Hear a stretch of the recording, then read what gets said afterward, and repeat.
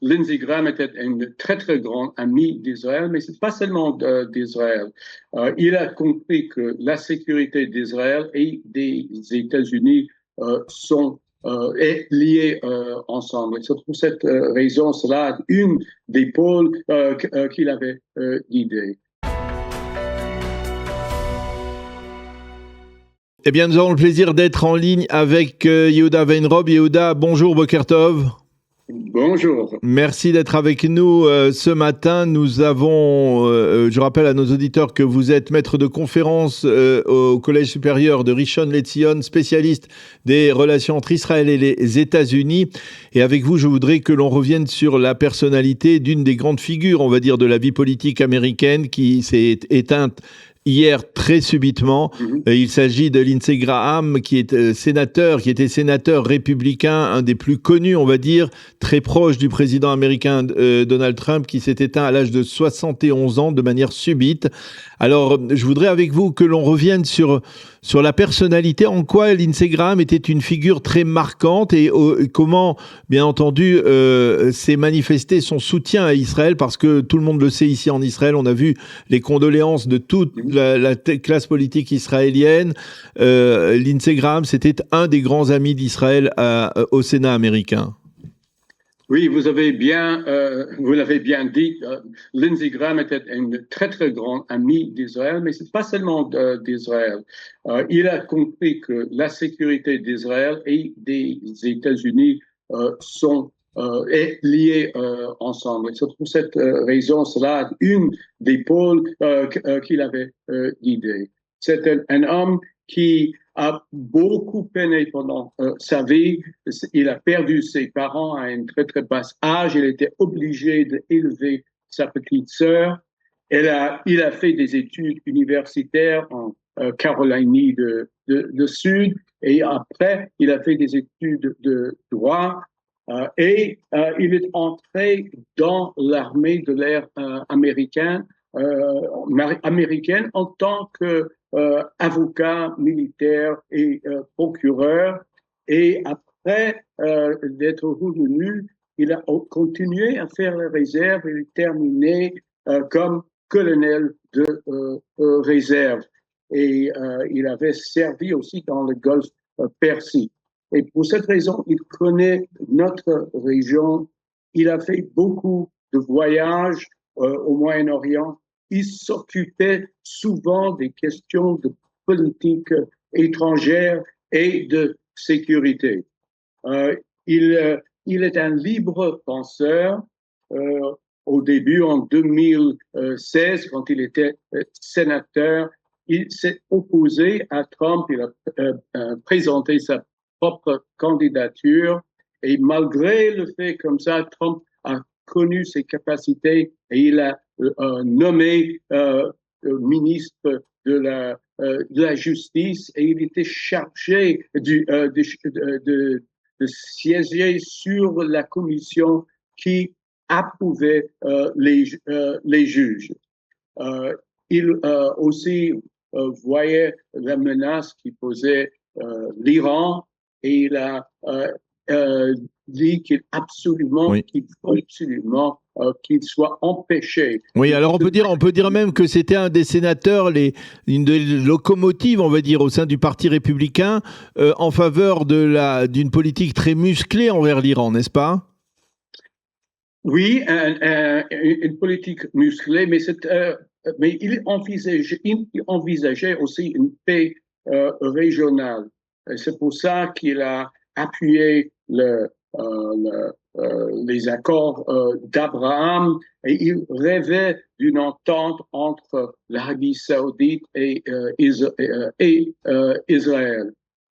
Mais bien sûr, il avait une politique musclée vis-à-vis l'Iran, qu'il voyait comme une menace à la sécurité régionale et aussi nationale des États-Unis. Il était aussi un cheval de bataille. Il travaillait sans cesse. Il ne s'est jamais marié, peut-être à cause du fait qu'il avait été obligé d'élever sa sœur lui-même. C'était pas tellement clair, mais il s'est dévoué entièrement à son travail et 2 jours après son 71e anniversaire, il s'est éteint juste au lendemain d'une visite entamée avec les membres des deux partis en Ukraine et où ils s'étaient mis d'accord pour imposer encore des sanctions contre la Russie. Alors, on va revenir sur. Je vais vous poser une question dans quelques instants sur ça, sur son dernier voyage. Quelle était sa position par rapport, on va dire, à la volte-face du président américain Donald Trump de ces dernières semaines dans le dossier iranien? On a eu le sentiment que dans un premier temps, il était réticent, mais après, il s'est laissé convaincre par Donald Trump que c'était la politique à adopter, c'est-à-dire d'essayer de tout faire pour parvenir à un accord? Il voulait voir un accord, mais je pense que lui, il n'aurait pas permis un accord qui serait pas dans l'intérêt d'Israël, qui traînerait sans cesse. Bien sûr, le fait qu'il soit éteint avant que cet accord soit terminé ne nous permet pas de savoir justement ce qu'il aurait fait. Une autre question que peut-être plus tard on pourrait aborder, c'est la crise dans l'équilibre des forces au Sénat à la suite de... C'est ça, alors sa disparition, elle provoque un déséquilibre au sein du Sénat? Il provoque presque un déséquilibre. Maintenant, le Sénat composé de 53, ou était composé de 53 républicains contre 47 démocrates. Et maintenant, avec lui, c'est devenu 52. Et il y a un autre sénateur qui est hospitalisé dans un état très grave, dont c'est en fait 51. Et il y a un vide. Mais il n'y a pas de remplacement automatique au Congrès, au sein du Sénat? Briguer la nomination du Parti républicain et son terme s'expire le 3 janvier. Maintenant, le gouverneur a, d'après la loi de la Calédonie du Sud, a le droit de nommer un sénateur remplaçant pour ce terme, le laps de temps jusqu'à ce que le terme soit terminé. Et sinon, s'il ne le fait pas, il y aura un problème dans l'équilibre de force. Il serait très, très difficile de maintenir la majorité. Et il faut savoir aussi qu'il était maintenant, il présidait la commission du budget. Et c'est surtout dans le système américain que le parti majoritaire nomme les chefs de commission et il faut absolument nommer un autre. Alors je veux revenir sur son dernier voyage. Il était, comme vous nous l'avez dit, il était en Ukraine. Et il y a eu des rumeurs parce que effectivement sa disparition elle est très subite et soudaine.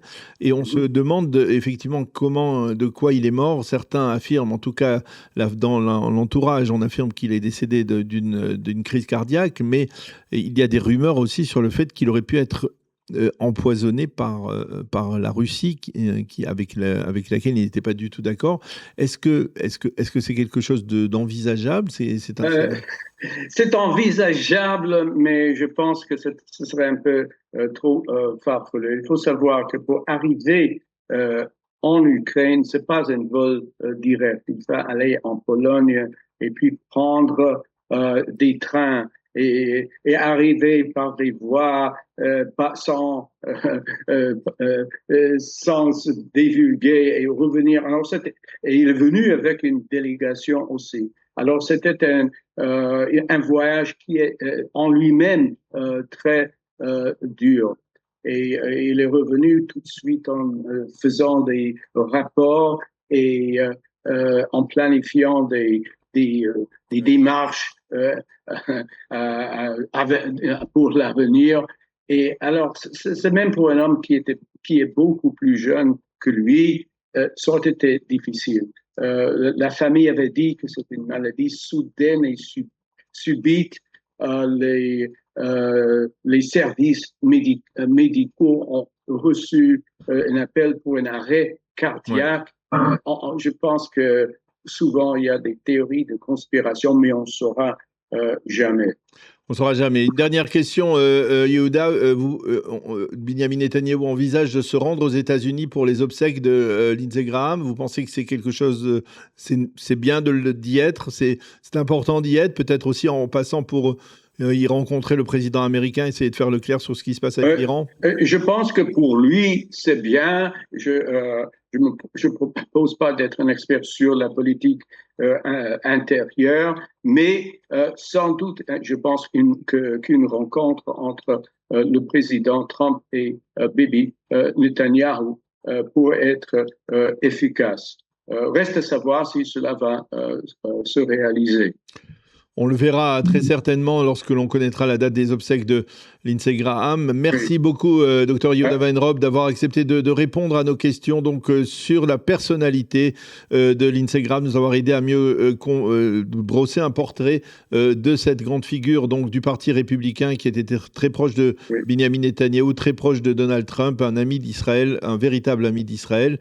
Ça ne court pas les rues aujourd'hui, en particulier au sein du Congrès américain. Et donc, bien entendu, cette perte, elle est très difficile pour l'État d'Israël. Merci beaucoup, Yehuda, d'avoir accepté de répondre à nos questions. Je vous en prie.